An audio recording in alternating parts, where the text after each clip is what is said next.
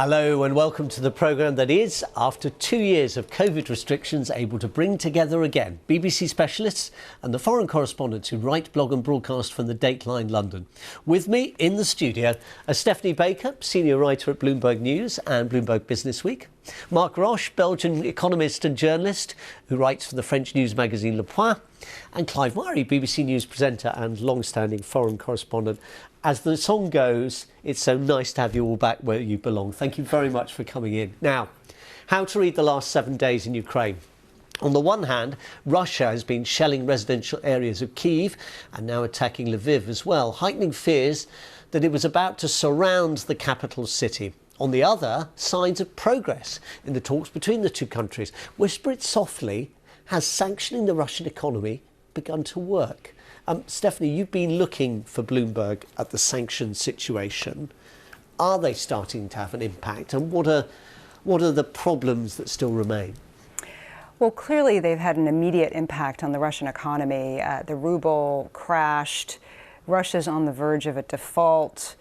Hundreds of thousands of people have lost their jobs in Russia. And there's been this huge brain drain, Russians fleeing. I think 200,000 Russians have fled just in the first 10 days of the invasion. So in that sense, it's obviously had an immediate impact in things like freezing, Russia's central bank reserves and cutting banks out of the international payment system has had a huge impact. Whether or not that's actually had an impact on Putin's calculation of the war remains to be seen. I think you're seeing a slight dial back in the demands from the Kremlin recently when you're talking about peace talks and the possibility of a peace deal. But that looks to me more like the fact that they've miscalculated on the invasion and encountered far more resistance from the Ukrainians than they were expecting, not because of the impact of sanctions. I mean, the problem with sanctions is they take a long time to really have any kind of an effect. Maybe they're looking forward to how long can we sustain this. And it's true that the Russians are sustaining huge losses in Ukraine, both in terms of billions of dollars of military equipment, thousands of lives lost. The U.S. estimates that 7,000 Russian soldiers died. But sanctioning the oligarchs and, these moves against the Russian economy, I think that's going to take a little bit more time to feed through. You've spoken to somebody who is a very wealthy Russian living in London this week. What's his experience? Has he felt it directly yet? Right. So I interviewed Mikhail Friedman. He's a billionaire who was born in Ukraine but made his money in Russia and lives in London, running a private equity firm. He was sanctioned by the EU on the 28th of February and then again by the UK in the most recent round of sanctions. And as a result, he has no access to cash. He's a billionaire without money, essentially, and has to apply to the UK government for a license in order to spend money. And the UK government can decide what is, quote unquote, reasonable. And indications are that amount was something like £2,500 a month, which if you were worth 14 billion before the war, now he's worth 10 billion on paper. But that's 10 billion he can't get his hands on. That's quite a dramatic downfall. Yeah. And I think his view was they want me to go back to Russia, but I don't want to go back to Russia. And if you see the comments that Putin made this week, he had this chilling speech this week calling on, traitors and the West backing a fifth column of Russians who'd made their money in Russia but were living abroad, and it was kind of directed at people like him. Russia's returning to a very dark place that has the overtones of Stalinism, and, I think it's hard to see how the sanctions will play out for people like that who don't want to go back. I think some of the sanctioned oligarchs will go back to Russia, and there's a possibility it could backfire and strengthen him, because that's what Putin always wanted. He always wanted all those Russians to come back. Yes, ideally bring their resources, but even if they can't do that, at least physically bring them home. Clive, you've been in Ukraine, you spent some time in Ukraine during this war. Is there much confidence, much faith among Ukrainians you met that sanctions are going to deliver the goods for them? No, they're not thinking about sanctions at all. If they do, they might think, yes, it's nice that the West is doing something. What they want is boots on the ground. They want a no-fly zone.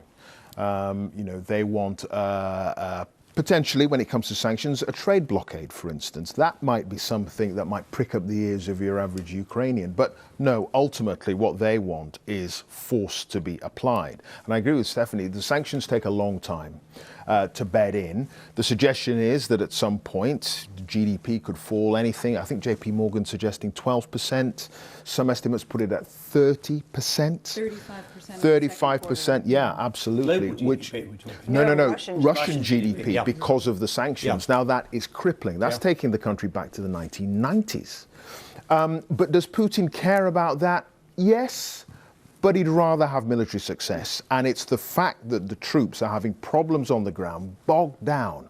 And the Americans are sending in these stingers. The British are sending in anti-tank weapons. It's all flooding in on that western border from the NATO countries. Action against the Which is why you're seeing that in the last sort of 3-4 days. Attacks on that air maintenance base, not far from the Polish border, and the barracks there too, and the military office as well.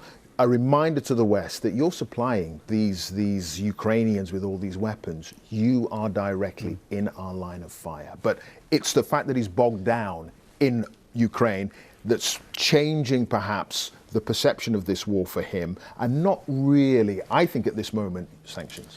On the question of sanctions, the other problem, I guess, Mark, is sanctions busting. Now, France has form on this question, doesn't it, in the past, both towards South Africa but also towards Russia. Tell us a bit about the history of that. Well, France did what most countries who have a defense industry, which is creating masses of jobs, is doing. It's selling arms, whatever the political coloration is. So they did it in South Africa. It was at the So that was arms for wine or wine for arms. whatever it was, and they did it to Russia. They were not the only one doing it. The problem with sanction, because I've been working on sanction on Russian diamonds in Antwerp, is that they don't work because they are circumvented. In the case of diamonds, the Russian diamond is forbidden by EU, by US, but in practice, Israel, China, and India are helping the Russian by putting all the Russian diamond together with other diamonds and then selling to Antwerp, because you can't see the difference between a Russian, a Canadian, or an African diamond. And that shows that sanctions are not working, except long-term. And I believe the sanctions which are really working are the financial one through the payment system and the central banks. It's that lack of access to that sort of that fund, 630 billion he put away, squirreled away for a war. He could defend the ruble as needed. Yeah, central bank can't touch it, which is, the way to apply sanctions. And because even on the sanctions are implied, like countries like the United States, there are exceptions being made, aren't there? I mean, where individuals are being sanctioned, but maybe their businesses aren't because of fears about the consequences of damaging the businesses, employment, and all the rest of it. Right. If you look at the oligarchs who were sanctioned, it's remarkable that some have been targeted and some have escaped mysteriously. I mean, Russia's richest man, Vladimir Putin, you would think might be on the list, that he might be somehow close to the Kremlin, but he has not been sanctioned, and that's because he owns a big chunk of Norilsk nickel, which is a big nickel producer. Likewise, the US and the UK and the EU sanctioned Alisher Usmanov, who used to own part of Arsenal and now part of Everton. They sanctioned him, blocked his yacht, various things, but then turned around and gave a special license for some of his companies to continue trading, because I think they're worried about disruption in the metals market. And because they learned that in 2018 when the US sanctioned Oleg Deripaska, and they didn't realize by sanctioning him they were sanctioning Rusal, which is one of the world's biggest aluminum producers, and that caused mayhem in the aluminum markets. And so I think they're very wary of market disruption. France has been at the forefront of the sanction this time because Macron is president of the EU. So Macron has been the coordinator of all the EU tough sanctioning, much more than Britain, and at the level of the US. And of course, it's very difficult to get all EU 27 members because you have the hardliner, which are mostly the Eastern European, and then Germany, Finland, who depends on gas from Russia. And you have to find a compromise. And I find that the French this time have done really well as head of the EU, and the proof is Macron in his ratings have gone from 23% to 31%. But that, of course, is the ultimate sanction, isn't it? It's cutting off oil, and it's cutting off gas. And if you did that, maybe Putin would listen. And all we have at the moment is promises to do it by the end of the year or a year's time at the EU and UK level, as we talked about last week. Clive, talk us a little bit, if you would, about the experience that Ukrainians are living with at the moment. Those who have stayed in the country, those obviously in Kiev where you were, who've been trying to stay in their homes. Obviously many have left, but as many must have remained. It's hell. I mean, there's no question about that. I mean, you know, you've got places like Kharkiv, Mariupol, Odessa that are under siege. Access is cut off, which means food, supplies, water, medicines, all that kind of stuff cannot get in. Most cities, big cities around Ukraine now, are full of old people or very young people. Older men are away fighting, and it's mainly women and children who've been spirited out of the country as refugees to Moldova, Poland, and so on. And it's a nightmare for these people not knowing what the future holds. I mean, they're constantly in underground basements. Life is lived subterraneously now across many big cities because of the fear of air raids and so on. And there's just a sense that at some point there will be a concerted land push into these areas, and then what happens? And that's the big fear. I mean, this is. I mean, I've covered a number of conflicts through my career, and this is two big modern armies going at each other with the help from the outside. This is not Yemen. This is not Bosnia. This is not a number of conflicts that have sort of risen in infamy over the last 20, 30 years. This is the 1930s, 1940s in the heart of Europe. It's really quite astonishing. Stephanie, Joe Biden announced this week additional military help, I think $800 million.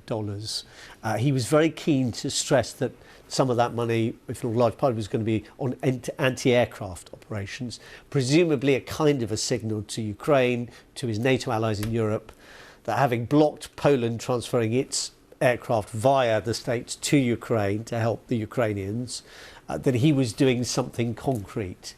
Do you think it will have been enough to kind of pacify those frustrations, which some even in US Congress seem to feel at the moment about the limits of what America and other countries are prepared to do?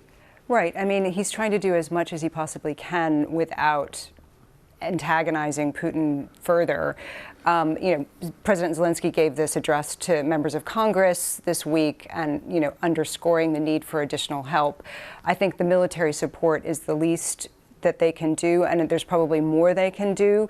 It looks like this prospect of getting the MiGs in is completely off the table, even though, the Ukrainians are saying we need it. But they're doing incredibly well just with the anti-aircraft equipment that they've got. I mean, some of it I think they need still training on, some of the new stuff that is being supplied. But I think that, the U.S. and Europe, they're doing absolutely everything they can in terms of sanctions and military support, because they don't want to get involved in a direct military confrontation with a nuclear power. But the problem is Germany, isn't it? As Zelensky addressed to the Bundestag has shown, Germany is very reluctant to force the EU to help more Ukraine, because of their reliance on gas, because the fact that it's a coalition where you have the Greens, so there could be no return to nuclear.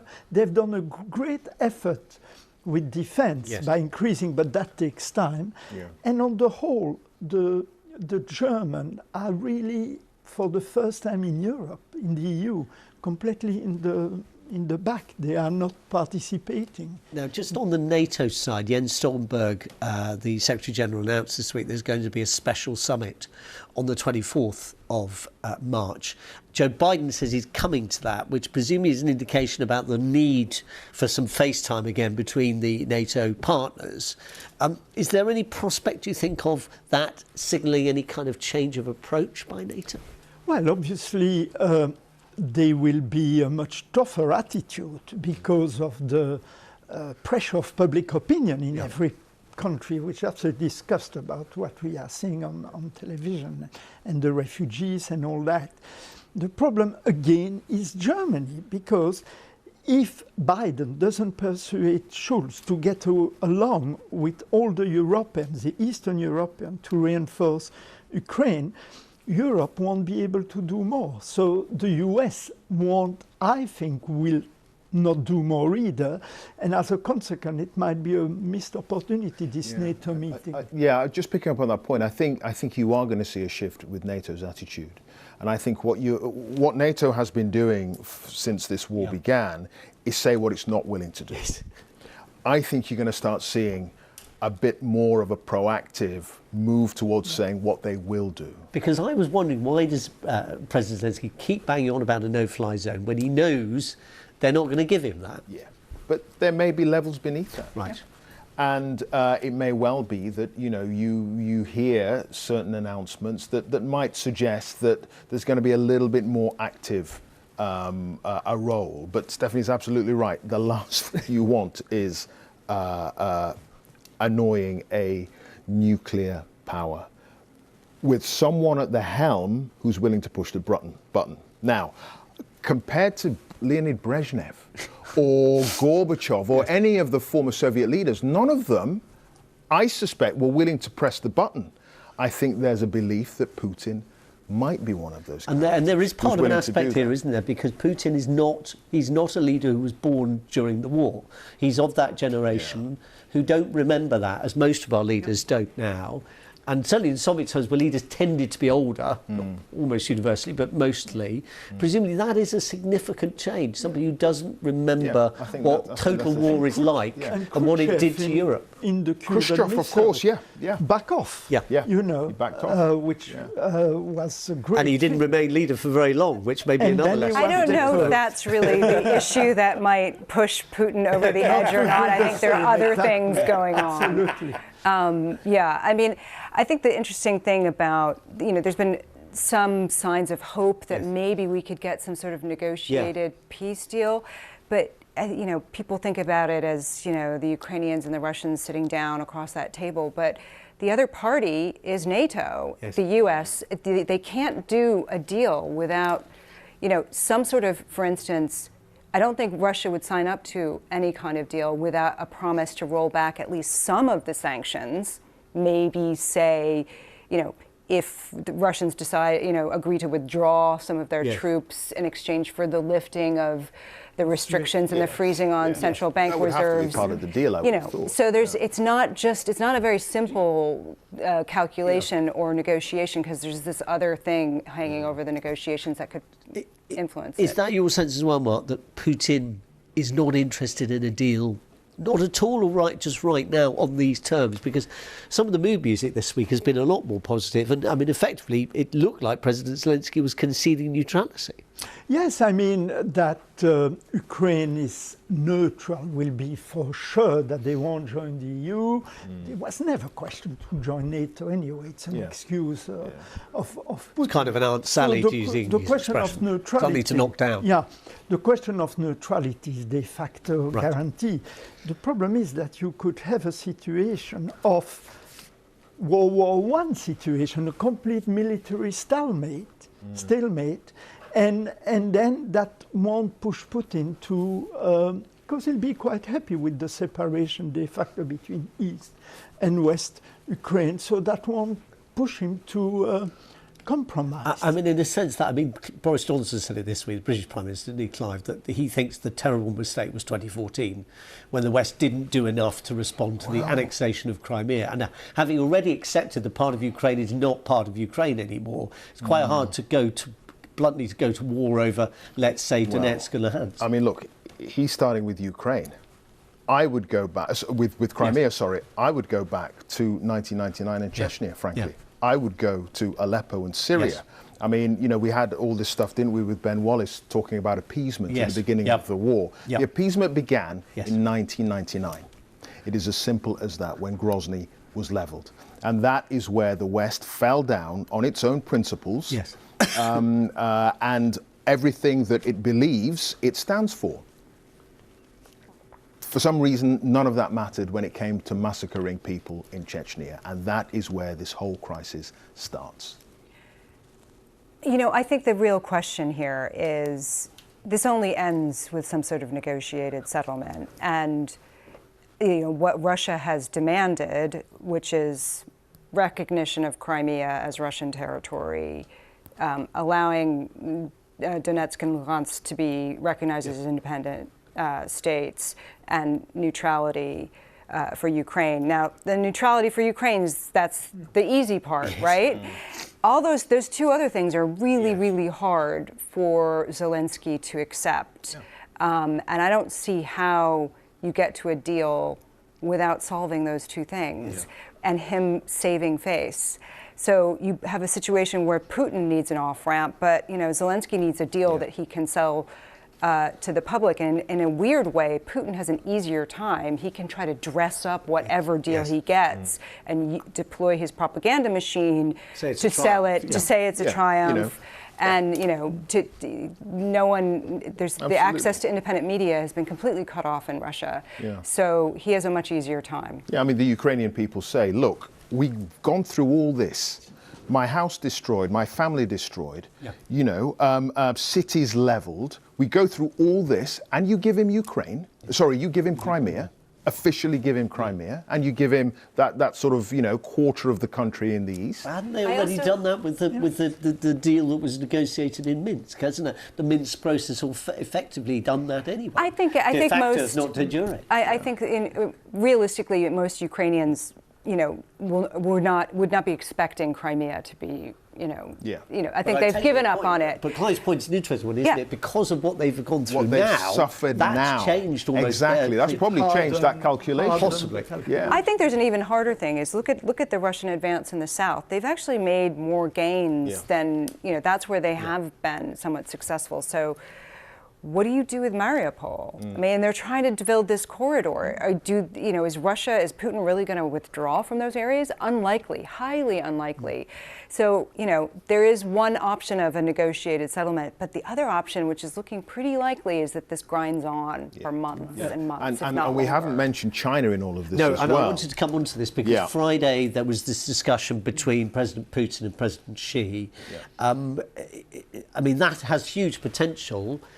Is there a sense that the mere fact that they were willing to talk on this was... Oh, you mean Biden and Xi? Yeah, Biden and Xi. Sorry, forgive me. Biden and Xi, that they were willing to talk on this, because they haven't talked very much over the last few months.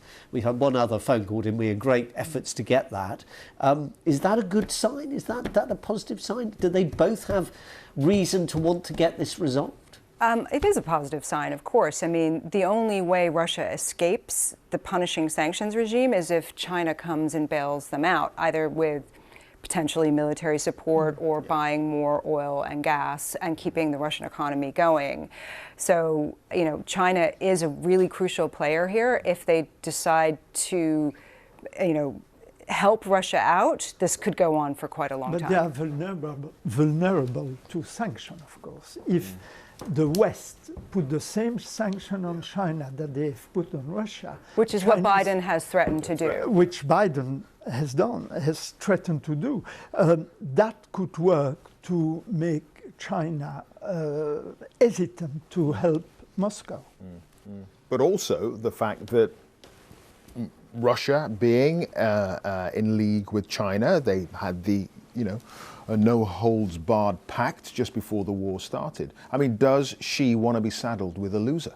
Does he want to be saddled with, you know, a Russia that is a pariah around the world, has sanctions on it, that is bringing down the prestige of the Chinese? I mean, this is a difficult decision that Xi has got to make. Does he stick with the guy he thought he had, or does he cut and run now? Clive Murray, Stephanie Baker, Mark Rush, thank you all very much. Lovely to see you all here. Lovely to have your company too for Dateline London for this week. We'll be back around this table at the side table next week. But a good question for Clive Murray to leave us with there. Is Putin now a loser? Question we won't know the answer to for perhaps months to come. Goodbye.